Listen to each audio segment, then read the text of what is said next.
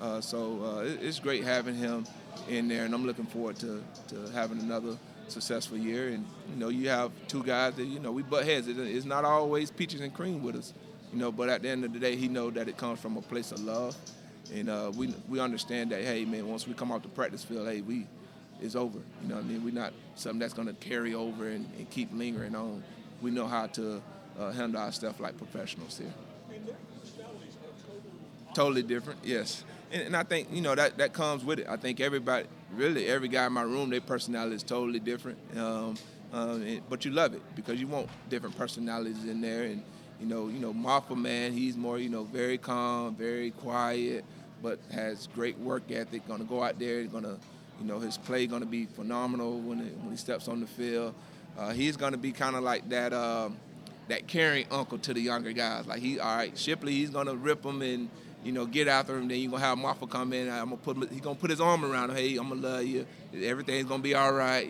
That just Shipley being Shipley. But so that's who Marfa is in our room. So he's like the caring uncle, I would describe, in our room. And then you have the two freshmen that don't even know probably where Tillman Hall is right now. That's still trying to swim and keep their head above water, trying to figure this thing out right now, with Jarvis and Jameers, and then with Dominique and Keith. Those guys have been here for a little bit, but they still trying to figure it because it's one of those things where nobody's spared in there, I guess you were saying. Then you have you have Wise Seeger, Kevin McNeil, and Tristan Rigby, and Peyton Straco, who just got here in January, so he kind of understands the lay of the land, but he hasn't been through a fall camp at Clemson. So he's still trying to, I'm pretty sure in his mind he's anxious to kind of see how fall camp operates here at Clemson. So I'm excited, and then, with the whole room, it's healthy competition.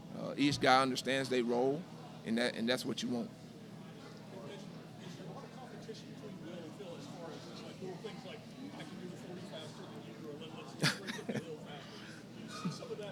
Oh yeah, without a doubt. I mean, they have their little way of having healthy competition, but that's what you love, And we try to keep it at a minimum as much as we can, but those guys have their little way of competing with each other, and I think it brings out the best of each other, of them, and that's what you want. And the other guys in the room, they see that, and they gravitate towards that stuff. So it's been great, man, having both those guys, and I can't believe they already been here 3 years, going into their third year. And time goes by fast. So we're just trying to enjoy the moments that we had together as a group.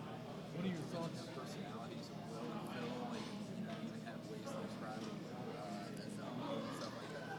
What's the personality of Jared Riley from what you can gauge so far as you guys I mean, he's very, authentic, down to earth, doesn't come in, with the I know it all attitude, comes in with, hey, this is what I know as a coach, how can we get this Clemson offense back to what we know it can be?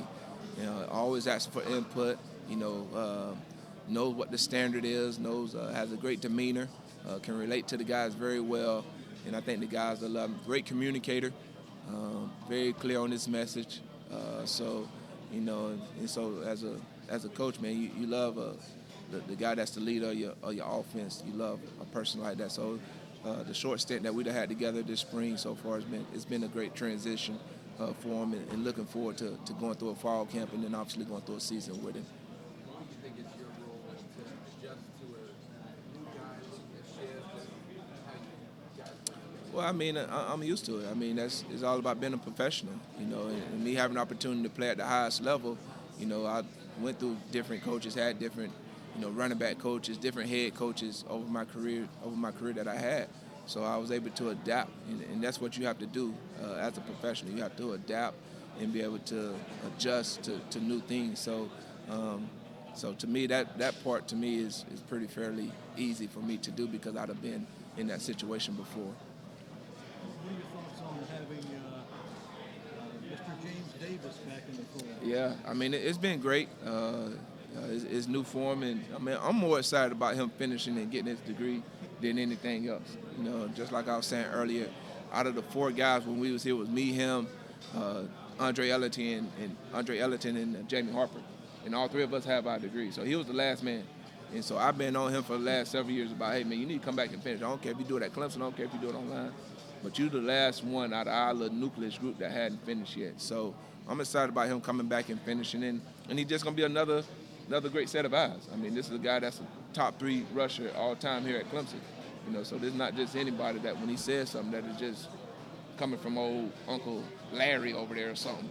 This guy, he got some weight when he says something. So, he's been following. He knows some of the guys in our room. So he's still trying to figure this building out. He's trying to figure out what door to walk through and stuff. So he's a newbie too as well.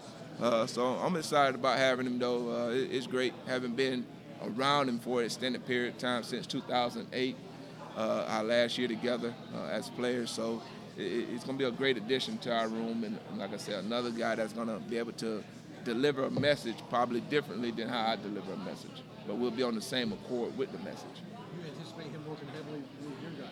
Yeah, I would assume that he will be with the running backs. I mean, I don't see James going and being with the tight ends, But he's excited though. He's excited about being back. I'm pretty sure the fans are fired up about him being back in the building. So we just grateful to have him back in here to be able to finish what he started. You mentioned how he's having to learn the building, and I was wondering, if you take us back to maybe your visit to Clemson as a recruit as compared to, the big summer blowout official visit weekend y'all had this summer, just in terms of facility upgrade, everything, to where Clemson was and where it is now. Well, I guess some of the older people that have been around Clemson a long time can tell you that, this was the soccer fields that we sitting on, I guess, as of today. But, I mean, to me, when it comes to recruiting, every guy's different. Me, personally, I didn't care about buildings, honestly. I mean, everybody got buildings, right? And everybody's trying to have, and it's great to have those things, and those things are nice, and don't get me wrong. But me, personally, that wasn't my primary focus. My primary focus on the people, and not just here in the building, but the people in the community. I grew up in a small town in Lake Butler, so that's what I was looking for in a college decision, and Clemson fitted that mold. Had Clemson been a big city, who knows? I probably don't come to Clemson because I didn't grow up in a big city. So, each guy's different. And then, I took my visit on Martin Luther King weekend where it wasn't no school. Wasn't nobody on campus besides James Davis and Jacoby Ford and a couple more players. That's it. And so college football just changed since, 2006 when I made my decision to come here. Campus has changed a ton over the years, but it's great. You need change, and you have to evolve as time evolves. So it's been awesome, and our program is totally different than what it was in 2006, how it is today. So, but at the same time, the message is the same. You go and you recruit great people. Obviously, you want to be great football players, but obviously you want to have great people as well, great young men that you can help develop and go off and have a successful life, not just in football, but just in life in general. So to me, that stuff doesn't change. All the other stuff, that stuff changed. But, like I say, to me, have this building been great? Yeah, it would have been awesome to being able to be in it, and part of it as a player. But, to me, when I came and went to McFadden, I thought that was the best thing since sliced bread. It was great. And to work out at Jerby, I thought that was great.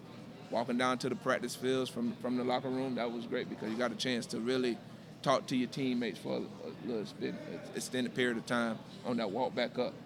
So, I mean, you just cherish those memories and you latch onto it, but at the same time, you be grateful for the opportunity that these guys have to have a facility like we have here at Clemson. Well, to me, you really don't have to go anywhere. You have everything here at your disposal. And, these guys try to do a great job of taking advantage of that. And everything starts with Coach Sweeney trying to make sure that everything that he does is for the players to make sure that they feel as comfortable as possible.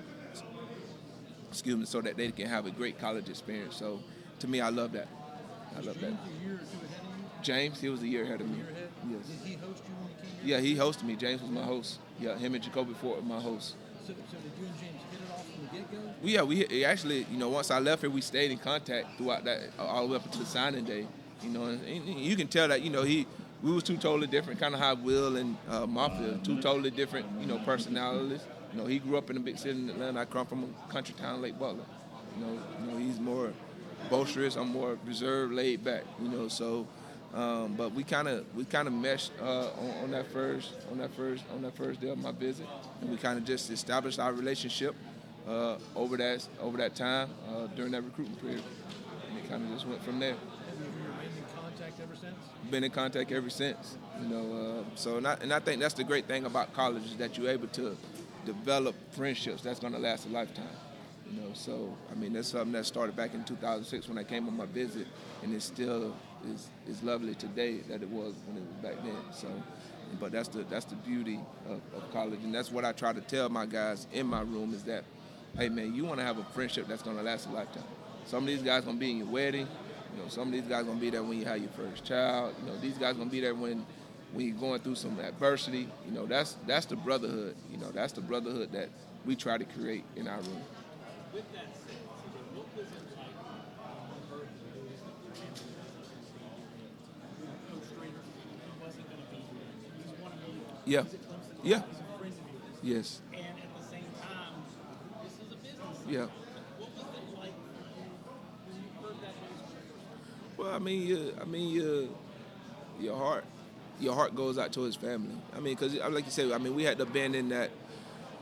I don't want to use military terms. We had to been together a season, and you seen the grind and the hard work that he puts in that the outside world didn't see. They only seen just what happened on Saturday.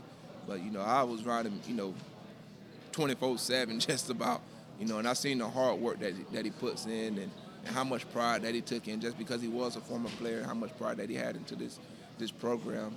And when you hear that news that, that he'll no longer be leading the offense, yeah, your heart breaks. You're human.